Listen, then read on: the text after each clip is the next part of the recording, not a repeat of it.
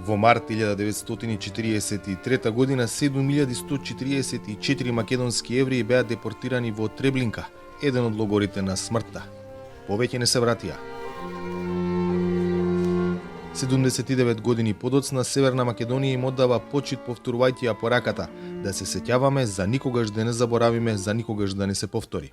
Тешко е да се замисли, а уште потешко е да се опише монструозноста на Холокаустот.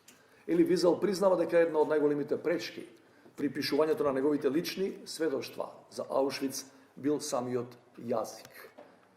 Тој вели дека зборовите глад, жед, страв, транспорт, селекција и оган тогаш значеле нешто друго. И заклучува дека една рака пепел тежи повеќе од сите приказни за тоа проколнато место. Историјата не учи дека во времење на кризи и конфликти популистите ги хранат луѓето со страф и гнев кон послабите и поранливите. Тука не зборувам само за антисемитизмот, туку и за сите други форми на омраза кон различните, што се шират низ социјалните мрежи и медиуми на секаде низ светот. Мора да се спротивставиме на секој обид за ревизионизам и негирање на вистината за Холокаустот, но и на секоја форма на омраза кон различните од нас.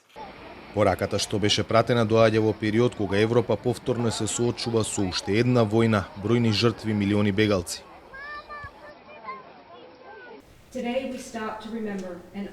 Денеска застануваме за да се сеќаваме и оддадеме почит на повеќе од 7000 евреи од Северна Македонија кои загинаа во нацистичкиот логор на смртта во Треблинка. Не е тајна дека денес се соочуваме со тешки времења во светот. Пред нас се предизвици и тешкоти, но јас верувам во нашата колективна сила и одлучност како партнери.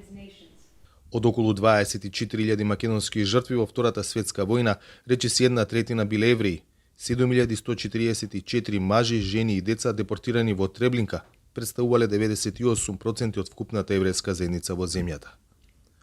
За Гласот на Америка, од Скопје, Владимир Мирчевски.